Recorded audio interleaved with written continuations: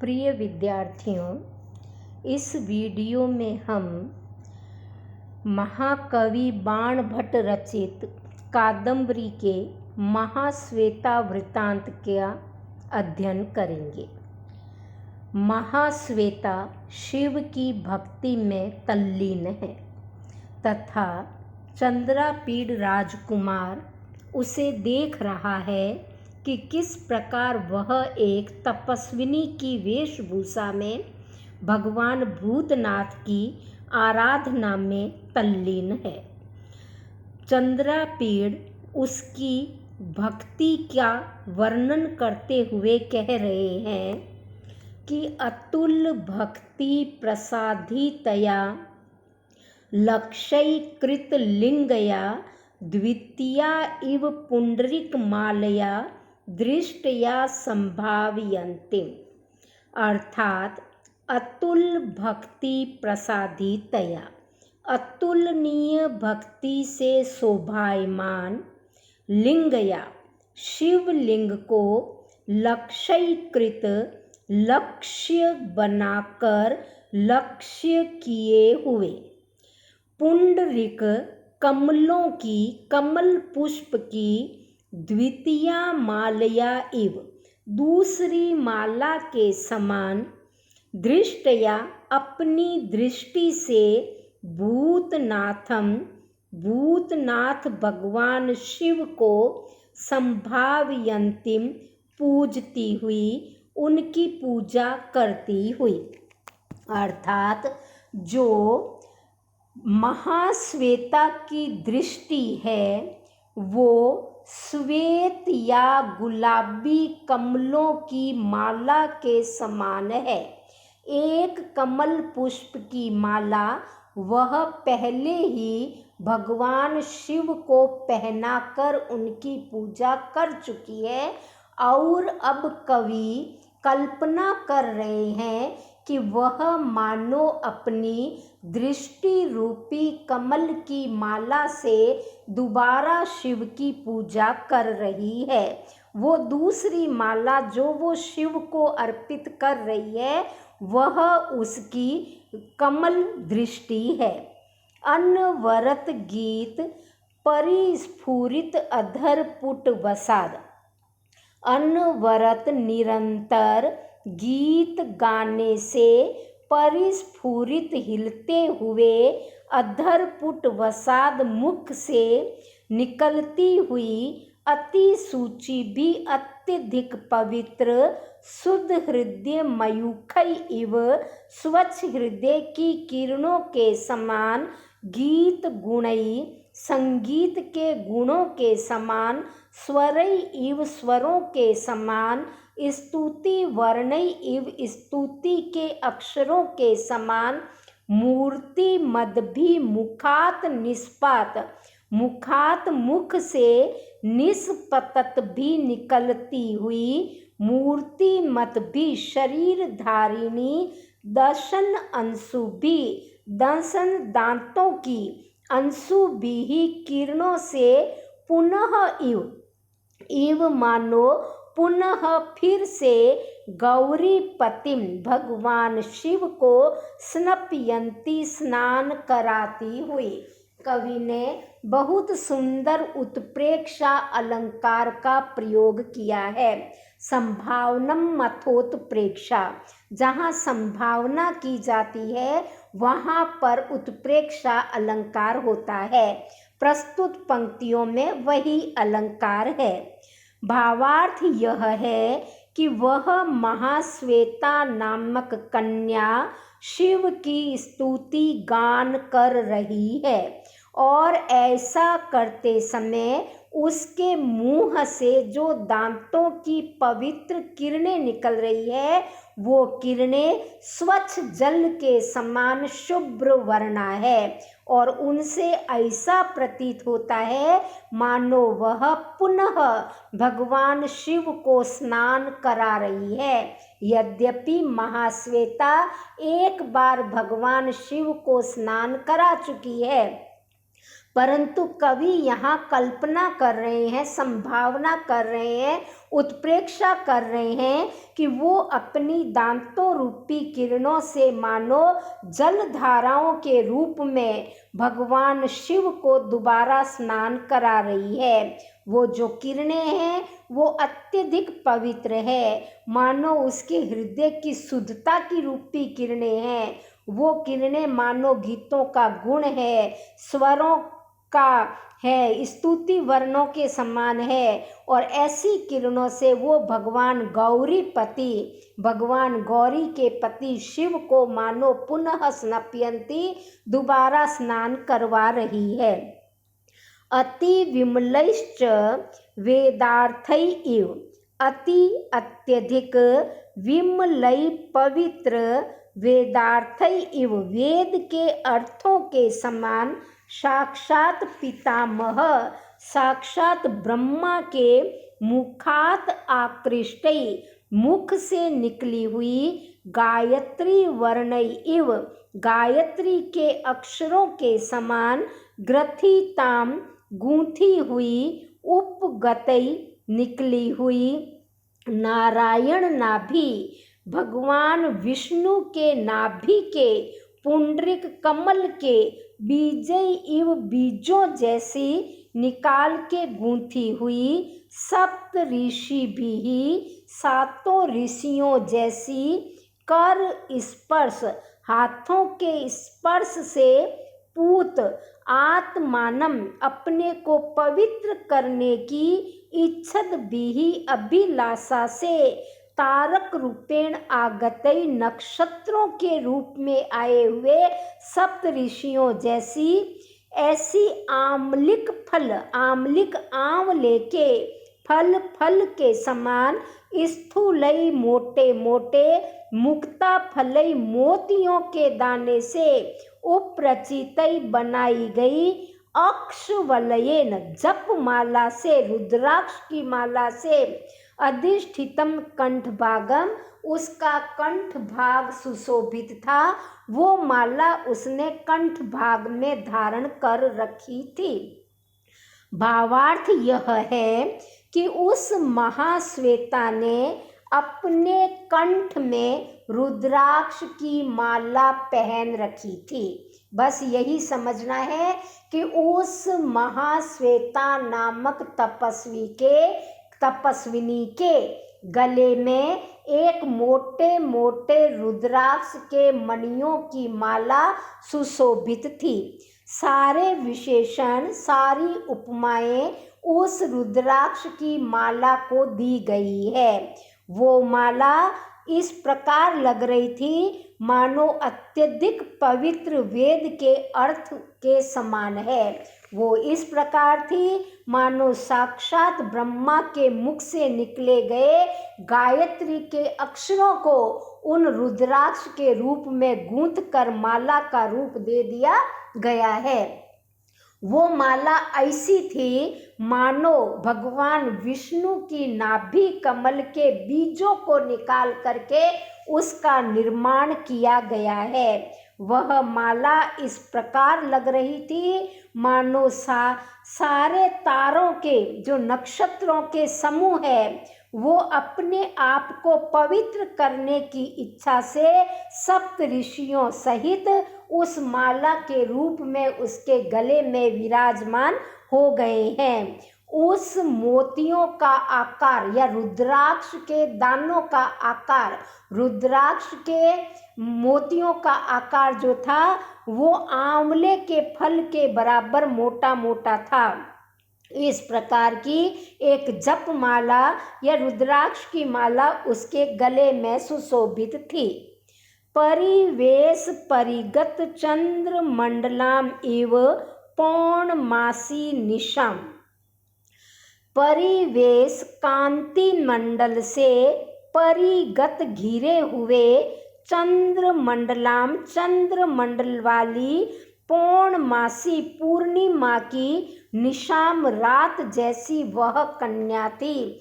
जिस प्रकार पूर्णमासी की रात्रि चंद्रमंडल की कांति से घिरी हुई होती है। इस प्रकार घिरे हुए कांति मंडल से युक्त चंद्रमंडल वाली पूर्णमासी के समान धवल वर्णा वह कन्या महाश्वेता चंद्रापीड़ को प्रतीत हुई। अधोमुख हर शिर कपाल मंडलाकारेण मोक्षपुर द्वार कलश कांतिना स्थल युगेन। उस कन्या का वक्षस्थल इस प्रकार था मानो कि अधोमुख नीचे की ओर मुख किए हुए वो कन्या थी। हर शिर भगवान शिव के सिर पर स्थित कपाल मंडलाकारेण नर मुंड के समान गोल और मोक्षपुर ब्रह्म नगरी मोक्षपुरी के द्वार के कलश की कांति के समान दो वक्षस्थल वाली या दो स्तनों वाली वह कन्या थी। एक हंस मिथुन सनाथम इव गंगाम। वह कन्या मानो एक हंस मिथुन हंस रूपी जोड़े को सनाथम धारण करने वाली या हंस रूपी जोड़ों से युक्त गंगाम गंगा के समान थी। इस पंक्ति में गंगा महाश्वेता को कहा गया है तथा हंसों का जोड़ा उसके स्तन युगल को कहा गया है। गौरी सिंह सटामयन इव चामर रुचिर कृतिना स्तन युगल मध्य निबद्ध ग्रंथिना। गौरी पार्वती, सिंह उनकी सवारी जो कि शेर है, तो पार्वती की सवारी शेर की सटा, शेर की गर्दन के बालों को सटा या केसर कहा जाता है और इसी कारण शेर को केसरी भी कहा जाता है। तो पार्वती के सिंह की जो सटाएं हैं, गर्दन के बाल हैं, उनसे निर्मित चामर चंवर के समान रुचिर आकृति नाम सुंदर आकृति वाले स्तन युगल दोनों स्तनों के मध्य बीच में निबद्ध बंधी हुई ग्रंथिना गांठ वाले कल्पतरु कल्प वृक्ष की लता के वल्कलेन दुपट्टे से कृत बनाए गए उत्तरीय कृतयाम दुपट्टे वाली थी। उस महाश्वेता ने एक दुपट्टा पहन रखा था जो कि कल्प वृक्ष की छाल से निर्मित था और वक्षस्थल के मध्य उसे गांठ बांध करके बांधा हुआ था और वह इस प्रकार प्रतीत हो रहा था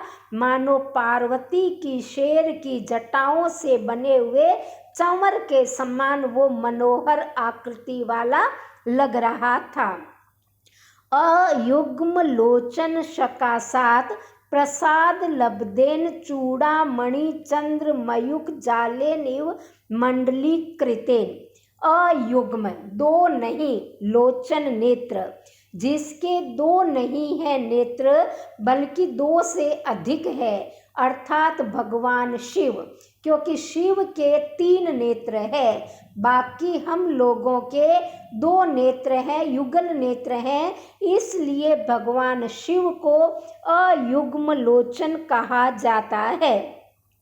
तो भगवान शिव के सकाशात समीप से प्रसाद लब्धेन प्रसाद के रूप में प्राप्त चूड़ामणि चंद्रमयुक जालेनिव, चूड़ामणि रूपी चंद्रमा की मयुक किरणों को कहते हैं, किरणों के समूह के समान मंडलीकृत मंडलाकार ब्रह्म सूत्रेण यज्ञोपवीत के धागे से पवित्रीकृत कायाम, उसका शरीर जो था पवित्र किया हुआ था अर्थात उस कन्या ने अपने शरीर पर यज्ञोपवीत या जनेऊ का धागा धारण कर रखा था, जो अत्यधिक श्वेत वर्ण का था, और उससे उसका पूरा शरीर पवित्र हो रहा था।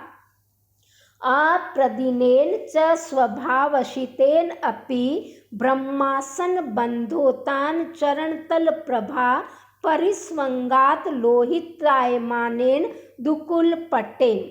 उस कन्या ने आप्रदिनेन पांव के अग्रभाग तक लटके हुए स्वाभाविक रूप से सीतेन अपि सफेद होने पर भी ब्रह्मासन बांधने में उत्तान ऊपर की ओर उठे हुए चरण तल प्रभा तलुओं की आभा के संपर्क के कारण लोहितायमानेन लाल या गुलाबी रंग के दुकुल पट्टेन रेशमी वस्त्र से प्रावृत नितंबान अपने नितंबों को आच्छित कर रखा था।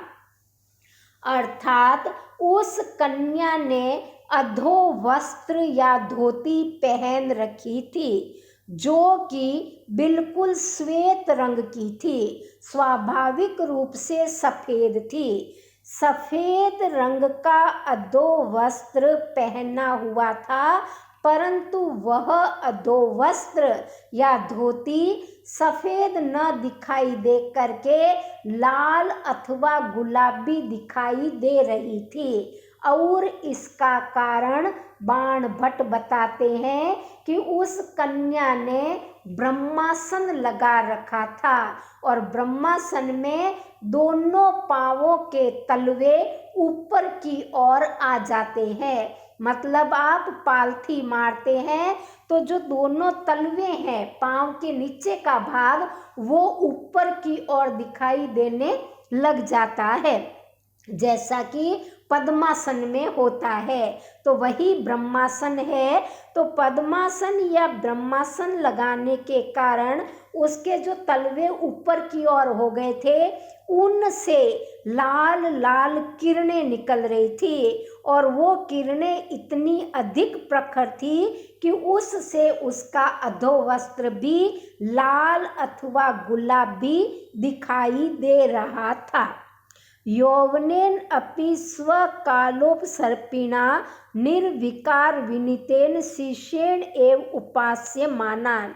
वह कन्या यौवन में थी, युवती थी, परंतु यौवन बिल्कुल सरल यौवन था। किस प्रकार की स्वकाल उपसर्पिणा, अपने समय पर यौवन आ चुका था उम्र के अनुसार, तो स्वकाल अपने समय पर उपसर्पिणा आने वाली निर्विकार विनीतेन विनम्र शिष्येण एव शिष्य के समान यौवनेन अपि यौवन के द्वारा भी उसकी उपासना की जा रही थी। अर्थात वो यौवन में उपस्थित थी, युवावस्था में थी, क्योंकि वो अपने समय अनुसार उस पर आ गया था, परंतु वो एक ऐसे शिष्य के समान उसके समीप आया था जो विनम्र भाव का था, विकारों से रहित था और समय पर पहुंच गया था। लावण्येन अपि कृत पुण्येन इव स्वच्छ आत्मना परिगृहीता। बिल्कुल पवित्र, अपने आप को पवित्र किए हुए ऐसे लावण्य सौंदर्य के द्वारा वो परिगृहीताम स्वीकार की गई थी।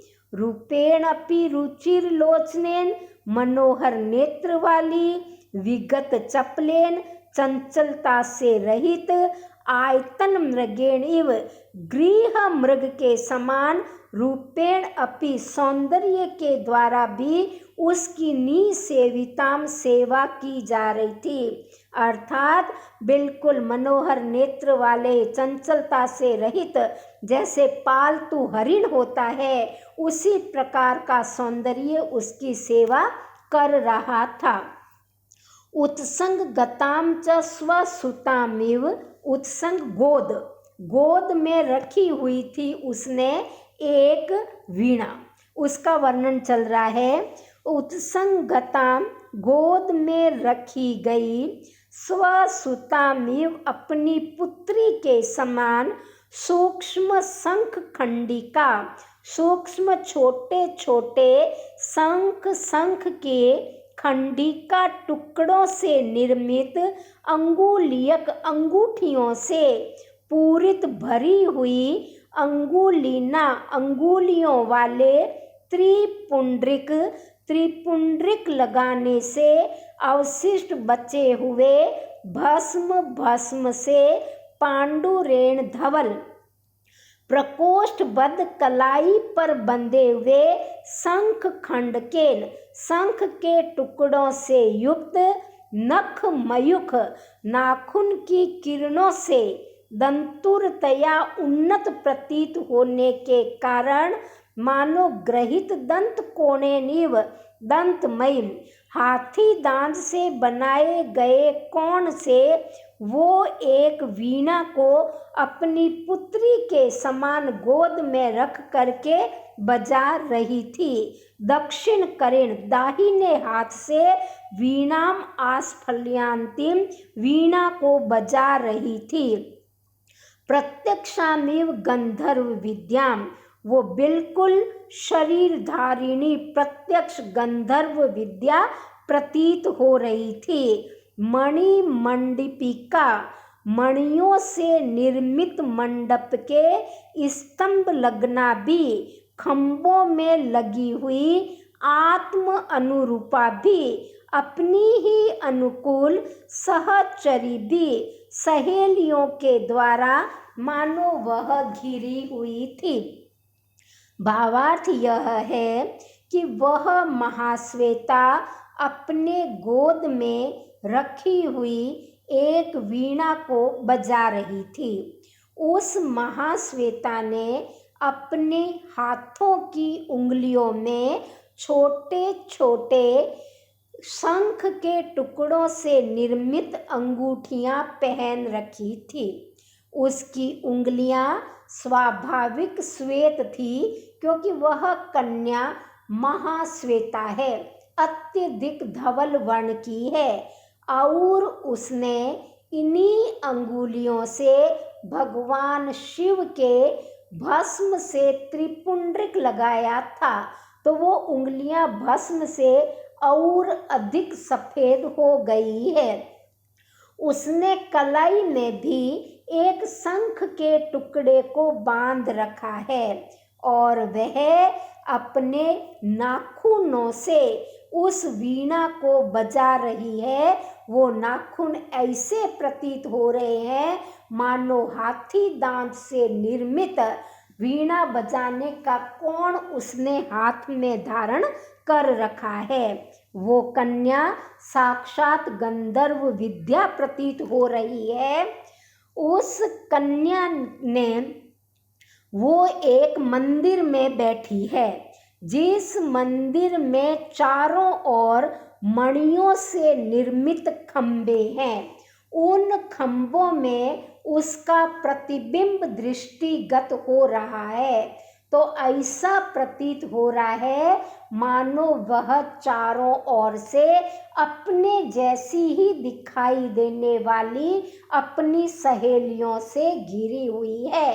भावार्थ यह है कि है महाश्वेता अकेली, उस मंडप में बिनितांत अकेली है, परंतु प्रत्येक खंबे की प्रत्येक मणि में उसका प्रतिबिंब दिखाई दे रहा है और खंबे चारों ओर लगे हुए हैं। तो ऐसा प्रतीत होता है मानो वो चारों ओर अपने जैसी ही दिखने वाली अपनी सखियों से घिरी हुई है तथा वीणा बजाती हुई, स्तुति गान करती हुई भगवान शिव की आराधना कर रही है।